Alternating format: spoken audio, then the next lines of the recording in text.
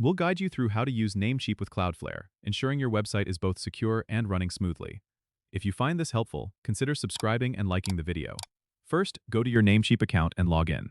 Once you're in, navigate to the Domain List section on the left-hand side. Find the domain you want to connect with Cloudflare and click the Manage button next to it. Here, you'll see the Name Servers section. You need to switch from Namecheap Basic DNS to Custom DNS. Now, open a new tab and go to Cloudflare's website. If you don't have an account, you can create one for free. Once you're logged in, click Add a Site at the top right and enter your domain name. Then hit Add Site. Cloudflare will prompt you to select a plan. Choose the one that suits your needs, but the free plan works perfectly for most users.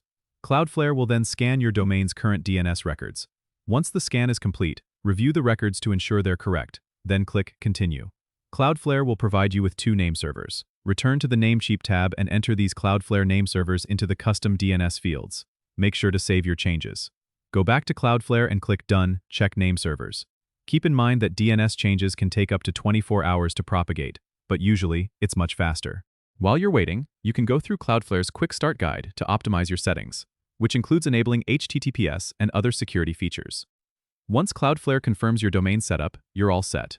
Your website is now being routed through Cloudflare, meaning it's more secure and potentially faster too. Don't forget to subscribe and comment if this helped you out.